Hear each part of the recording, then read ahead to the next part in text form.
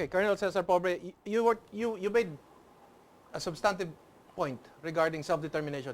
Please continue. I'm sorry if I Yes, cut you if I short. may continue, as I was saying, the Supreme Court made it a point to emphasize that self-determination does not extend to the unilateral right of secession. Okay. And that there must be a distinction between what is external self-determination and internal self-determination. Okay. According to the Supreme Court, internal self-determination is perfectly allowed by the law. Okay.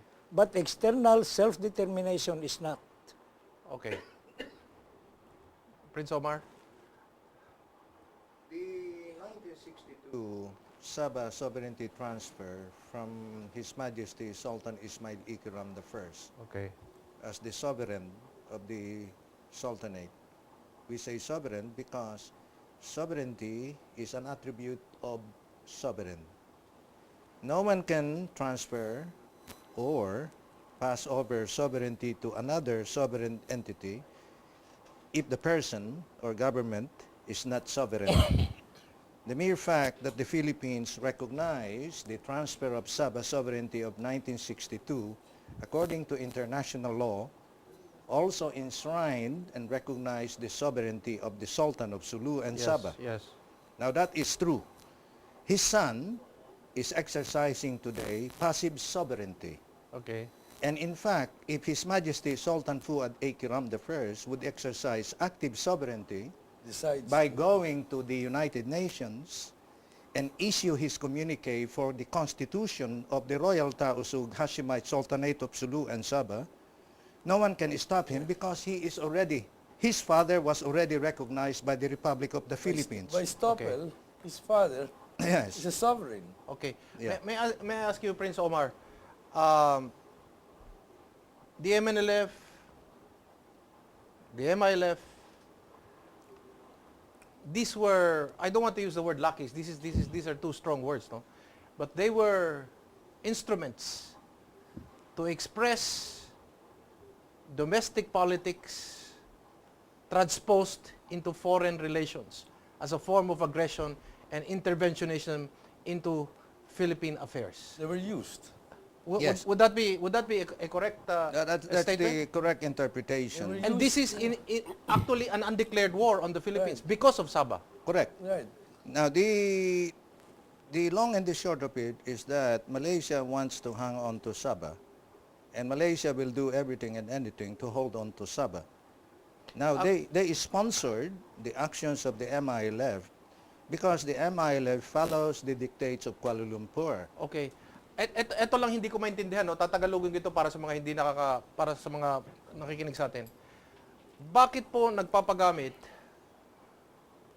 ang MILF at MNLF ng Ang MNLF, dati ang MNLF, ngayon MNLF, ngayon MILF MILF na lang. sa interes ng dayuhan. Some are misled, some are for... They are making war Right. on their own land. Right. Technically speaking, although they are fighting the government, they are making the environment of their very land, of their people, worse. So bakit po sila nagpapagamit ng Well, I guess interest it's- ng I dayuhan? guess it's the sign of the times. Bakit? The economy is not good. Dahil maraming mahirap, dahil kapwa nila Muslim at naniniwala sila na dahil Muslim din itong Kuala Lumpur. Pero hindi ba haram ang Malaysians? That's also one. Personal. First and foremost, yung pangyayari, bakit nabuo ang MNLF at that time, it was because of the Jabida. Yes. Incident. Pero sinabi din ni Ninoy na wala talagang massacre na nangyari, and this came out already in the column of Bobby Tiglao, that even Ninoy said actually there was no actual massacre. Isa lang siguro ang namatay. Yes, but because of the intent, Because of the propaganda, in short, ang nangyari dito. no, I think the plan of the Philippine government was really to invade Malaysia or Sabah, Yes, so and then the or take back Sabah, you mean to say? Take back is the right Take word. back Sabah.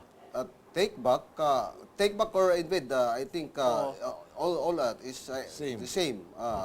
That is for the interest of Sulu and of course the Philippines, due to the fact that the Sulu sovereignty was already transferred in 1962 Okay. by the late His Royal Highness Okay. His Majesty.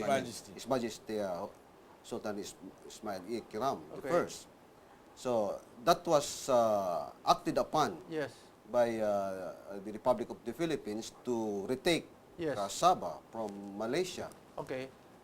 But the Malaysian authority was quick to respond, and that the MLF was born. Okay. And then Are you saying that the MLF was misled? In Ah, short, kinaibigan ng Malaysia, sinabi na, uy, baka may mangyari dito, kakaibiganin ka namin. not really, because there was a strong Anger. conviction that the Sulu was also illegally annexed to the Philippine composition of as a republic Okay. by a forced annexation enforced by the American regime. Okay, but Yes. I will ask you this. Would have been the solution was to make friends with Malaysia, which took over Sabah? Or would it have been better to just simply make a stand on your own and fight the Philippine government without... The Philippine government right now is friendly with the Malaysian government. Precisely, but at the time- Are they giving back Sabah? At that time, would it... of course, we're just looking backwards, no? Would it have been a better position to make friends with the people that actually invaded Sabah, or make a principled stand as Tausogs, as Muslims, and say, no, we're not going to be with the Malaysians, I Of course. personally will agree with what President Marcos did. and say, no, we are going to be against what the Philippine government did, but we're not going to be lackeys of some foreign country who also took over Sabah, which is even worse. Yeah, actually Diba? the aspiration of the MLF leadership at the time was really to establish independence for the Okay. Bangsamoro people, and of problem- course that is that will amount to regain the glory of the Sultan of Sulu. Ang problema lang din sa formula na yan was that ang nakaback up sa inyo, Malaysia, so it loses the moral ascendancy of the cause, if I might say that, because it was Sabah that, it was Malaysia that took over Sabah and that funded the MNLF and the MILF. So They took nawalan advantage. kayo ng nawalan kayo ng They ng took advantage of the righteous cause, situation. righteous Yeah, indignation, correct. di ba? Correct. Sayang. Yes, it's you're precisely correct, Baron Eric. I That's just, why okay. the chairman of the MLF came to realize that the Malaysian authority was just using the MILF, the MLF as an And- instrument for their own interests. At ito ginagamit din And this Hanggang happening ngayon. now. At may tinatanggap ang MILF. Is It's that what correct. we're ready to Oh, say? yeah. Okay, It's correct. I'm just going to read this question coming from 7297 again. Mr. Espina, I meant public participation on your program. Wish the opposition on that channel follow your example and not cower behind their program and auto. From Mio of Cavite. Thank you very much, Mio. Actually, sasabihin ko na po sa inyo, maliit lang po itong aking programa. It's 213 in Sky Cable. In Destiny, it is Channel 8. But here is the bad part about it.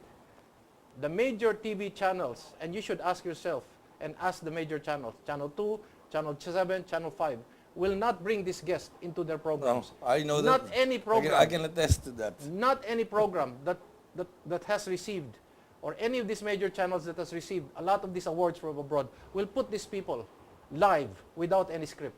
And you better ask yourself why, if they are really, truly interested to know the truth. Thank you very much, Mio. Yeah, please.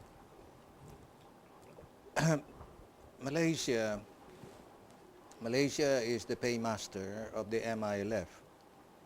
The MILF today is following the dictates of Malaysia.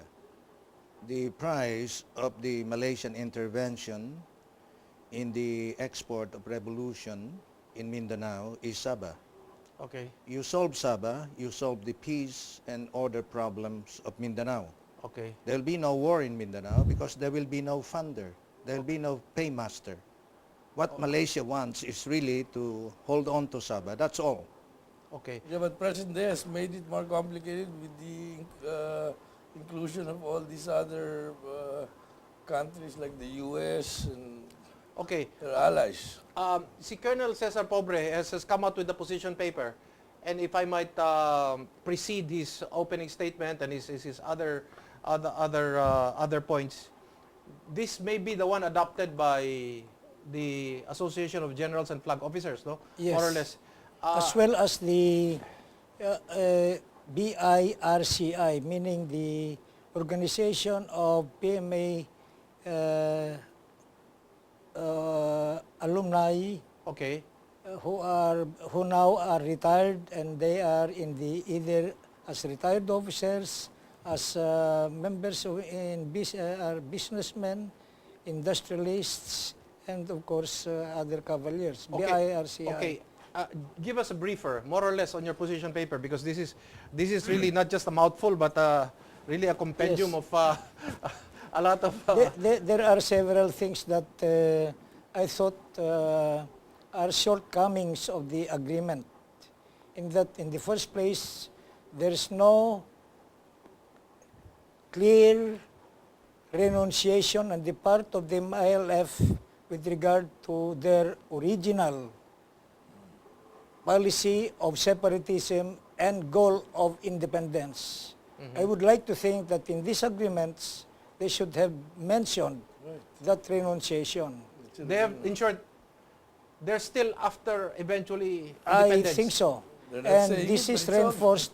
This is reinforced by the fact that if you will read these agreements, there is always that continuous repetition of the phrase, the central government and the Bangsamoro government, Okay. suggesting that the two are practically of the Parity. same level They're or at parity, yes.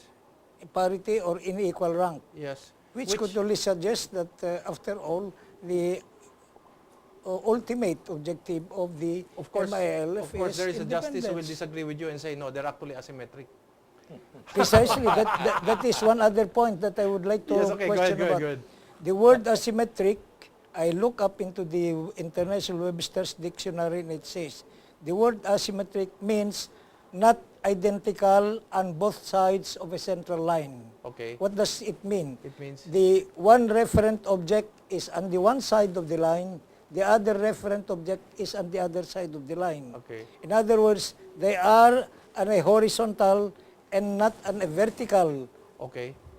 status, which Okay. means, in practical terms, is that the MILF They're would equal. like to Government. think that they are both governments and negotiate with each other on that basis, and that in no way should the MILF be considered as part and Or parcel subservient. of the government of the Republic of the Philippines. Okay, we have about 25 seconds before we pause for a few reminders. CP ending 5626, ako si Omar Husam. Alam nyo kahit ano pa ang ipalit na pangalan ng ARMM, kung ang leader ay hindi niya kaya kontrolin ng sakop niya, walang mangyayari. Comments? No comments? Okay. CP ending 1359, bakit pa kailangan ng ating gobyerno na magpakumbaba sa mga rebelde na yan na puro kaguluhan lamang ang ginagawa nila? Hindi na dapat pag-aksayahan ng gobyerno ang mga rebeldeng yan. I'm from Negros Occidental. Good evening to you. Good evening. Nice seeing Eric Espina again. Marichu from Daet, Camarines Norte. Hello. Thank you for watching us. MILF and MNLF are being used by foreign countries like Malaysia to prevent unification among Muslim tribes in Mindanao to end the Philippines' claims of Sabah. I am very heartwarmed to see this.